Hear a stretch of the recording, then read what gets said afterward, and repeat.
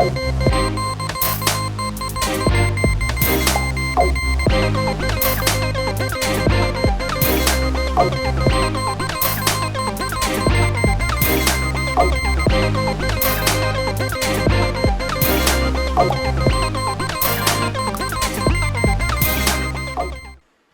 with that being said, let's go ahead and make our predictions for this next game. Celtics versus Mavs, Game 5. Man. On the Celtics home floor. Zay, who you got for Game 5? All right. It all comes down to this, man.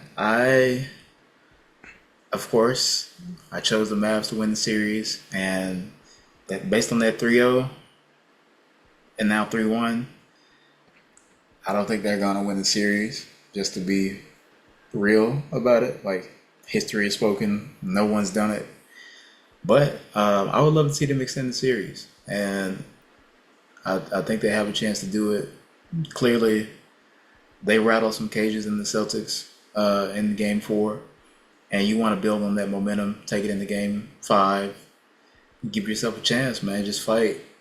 But I also believe Boston, they're gonna try to wrap it up because they're at home. You get blowed out in Game 4 in Dallas. You want to redeem yourself, and you want to just win it here in Game 5 in front of your home fans. So, I'm going to go out on a limb, and I'm going to say that the Celtics probably close out in Game 5. But, caveat, I'm rooting for the Mavs to get extended. But if the Celtics are as good as they should be, they should close it out in Game 5. All right, man. You got to say it with your chest, bro. Who you picking, man? I heard a lot of probablys and maybes and should. Who you picking? You know what? I'm doubling down on my pick. I'm going with the Mavs. I knew it. I'm sticking with That's the why I Mavs. said go ahead and say it, because I already knew. Because I was like, come on. Listen, and I'm going to say with my chest out, Celtics going to win. Game 5. You on your home court. There's no way y'all have a repeat performance like that, what I saw in Game 4. No way that's going to happen. I haven't seen enough from the Mavericks to prove to me that they can pull that off again. And plus, if you're the Mavericks, are you going to be concerned? Let me ask you this: since you picked the Mavericks, are you concerned at all that you'll see something similar that we saw with the Timberwolves in the Western Conference Finals? They won Game 4, and they're like, because they didn't want to get swept. You know what I'm saying? And to be honest, that's kind of the whole conversation. And then it just came out flat in Game 5. Yeah. Do you have any concerns about that happening in Game 5? The Mavs just coming off that, that high, like, oh, okay, we're not swept, so we're good. Definitely. It's definitely a concern. I hope that they learn from their opponent in the last series that, that's not how you want to go out if you have the chance. I feel like it's that sense of like complacency. All right, we went down 3-0, but we didn't get swept. All right, that's cool. But player pride to kick in, bro. You got to take more pride in the fact that I'm a competitor. I like to compete. I'm wanting to win every time I get the chance. So I'm hoping that that's what the Mavs like mindset is, and Jason Kidd being the competitor that he is, I'm knowing that he's going to instill that. He's going to preach that to his guys. So I hope they don't fall into that trap of, all right, we didn't get swept, so it is what it is from here. Like, go out there and like as AI would say, die out there. Do your thing. Like, go hard as you can, because you're still at the end of the day competing. If give yourself the chance, and you never know what could happen at that point. Let me say this too. You got to have at least one other person step up. Who on the Mavs are you honestly seeing can be that third person? You know what I'm saying? Because you need at least one other option. It's not even guaranteed that Kyrie's gonna show up like that because it's in Boston. I have Yeah. full faith Luka will, because that's Luka. Full faith that Luka will show up. Look, Yeah. I'm in the middle about Kyrie. He could, he couldn't, but you definitely need to have a third one. And who's that third gonna be? Who on the Mavericks team has shown you that okay, they got it. They'll go. You know what I'm saying? This is the thing about championship teams. They can get it from anywhere. The Celtics have that type of squad. One man is Drew Holiday. You know what I'm saying? Throughout the playoffs, we've seen Derek White somehow come out. You know what I'm saying? Like, they have a roster like that. Yeah. Kristaps Porzingis. You know what I'm saying? Like, I don't know if the Mavericks roster is good enough. Who's that third person you can trust to consistently get you something? Now, in the previous series against OKC, it was P.J. Washington. P.J. Washington's not shooting the same in this series. Derrick Jones is not. For whatever reasons, he's not even shooting as much as he was before. Even when he does get open looks. Derek Lively, he's not the type of person that can create on his own. Jaden Hart is a rookie. Tim Hardaway Jr.? I don't know. It was the other guy. Kleber? They went off in the blowout. He only had 5 points. So, like, I don't know. Who's going to be that third guy? I don't know. I don't know. But you need at least one other person. If I had to put my money, well, I'm not a betting man. But if I had to guess, I would say P.J. Washington because he showed me some heart in that game 3. Yeah. That's who I would pick. And he's not the type of person that can create his own shot, but he'll be open though. Because how the Celtics scheme things. So that's who I would put that's who I have to guess. I would say he needs to be the third person, or he will be the third person, but would that be enough? Because they're just giving you like 20. You know what I'm saying? The third person needs to be able to give you like 20 if you want to win. For sure. You know what I'm saying? So who's that gonna be? Can Kleber have a breakout game? I don't really see it. Nah, not at this point. Yeah, I don't really see it. He's still. I think to give Kleber some credit, I think he's still dealing with his injury from earlier in the playoffs. That's true. But I'm not excusing his play or his lack of aggression or taking shots. But I think that may be like a thing for him. Yeah, I don't really expect anything from Kleber. I agree with that. I agree with you about PJ. I think that he has to at the least be aggressive. We saw him knock down 2 big threes and some big ones in the comeback in game 3, I believe. Yep. Mm-hmm. Definitely want to see him get like a good. I don't even say 20. I say give you a good 13 to 15. Because he also has that little push shot in the middle and kind of like the floater that he can get to. Yep. I would like to see him take that when he gets the chance. But I think that they really, we saw it the last series, get Gafford and Lively just a couple pick and roll buckets.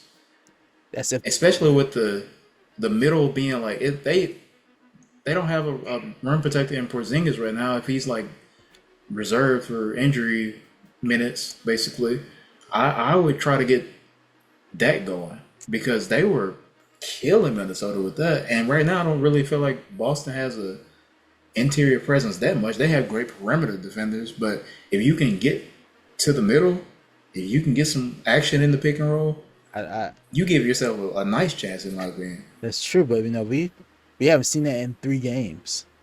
Even in game 4, it wasn't just them doing that. You know what I'm saying? Yeah, but I think in game 4, they to me got more involved in the game. Like we saw Lively getting his 3 right, and then he came down. Where'd that come from, by the way? Because I was like, I think that's his first 3 ever. I don't think I ever seen him shoot a 3. I was like, okay. Yeah. Now, according to someone, one of his I guess AAU teammates is in the NBA. I can't remember which player it was, but they commented and said that he can always get shoot. But well, put that in the game plan. Like, come on, like maybe they'll have to add it. Get him some corner threes if they're gonna respect it. Make them pay for it. But I think getting those guys like rim runs, like in transition, like if you get even the semi transition, like the play I'm talking about with Derek Lively specifically is he hits the three, Mm-hmm. Boston comes back, he gets a block, Yeah, I remember that. Dallas pushes it. Yep. Mm-hmm. All right, we gotta. I saw the lob, I was like, all right, I would have threw it, but Kyrie waited, went back in, he's open, lob it back up. There you go. Like getting those guys, those momentum buckets that also affect transition play.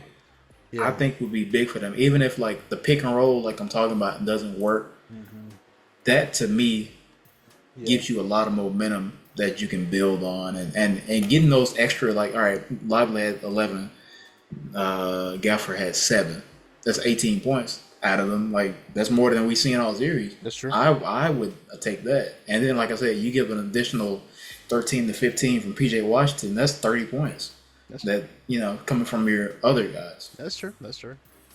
Very good point. The only other thing is this too. Like the other thing that they did well in Game 4 was push the pace.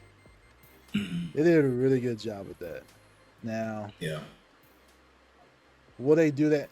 Will they do that again in Game 5? I don't know, because that's not typically Luka's style of play. You know what I'm saying? So I don't know if they'll do that in Game 5.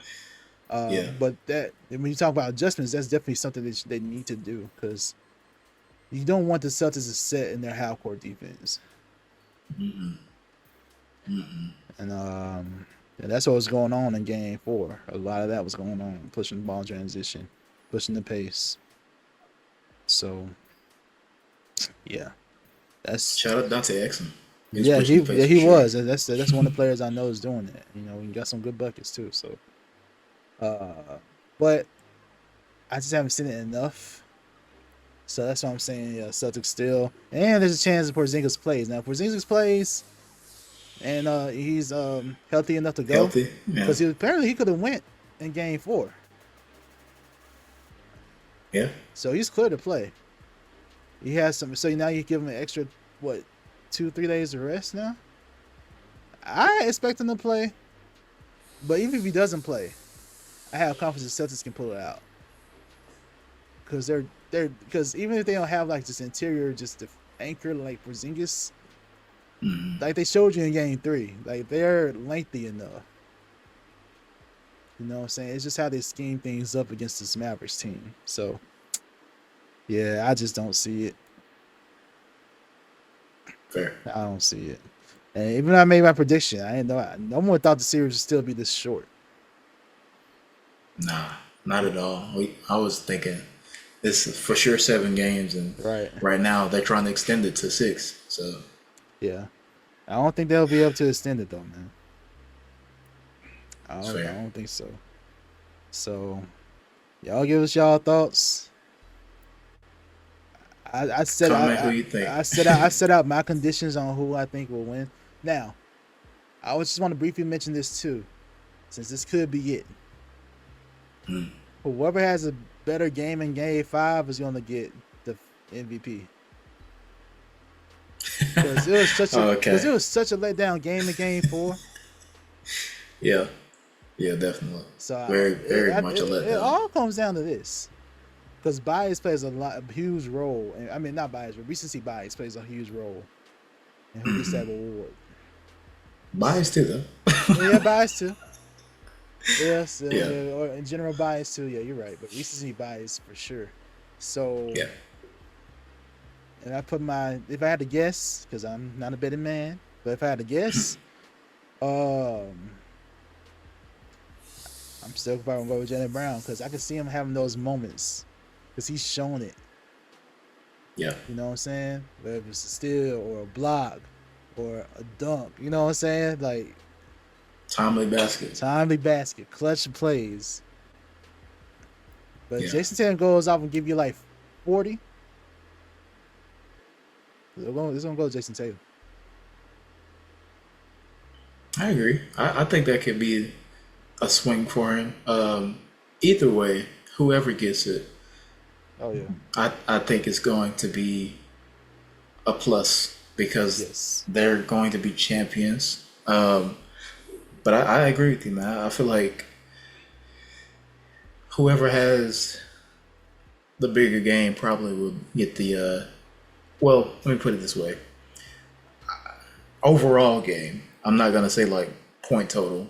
I'm going to say like, all right, if like you said, Jason Tatum scores 40, good chance, right? But Jaylen Brown gives you, let's say, I don't know, 27 with 3 steals, 3 blocks on Luka and Kyrie, and he gives you like 6 rebounds and 7 assists or something like that. I don't know. A well-balanced game is what I mean. And defensive impact. I think he still has the edge. But either way, like I said, I think that they've done a good job of handling those questions about who's the best player. And of course, we laughed at it with Jason Kidd. But it kind of like struck a debate for basketball world, which I thought was interesting. But either way, it'll be well deserved, whoever gets it. Right. Yep. Y'all let us know what you think though. It's gonna be good. And yeah. Who's taking the game 5? Is it gonna be Boston? Are they gonna celebrate on the home floor or Dallas? Y'all comment below.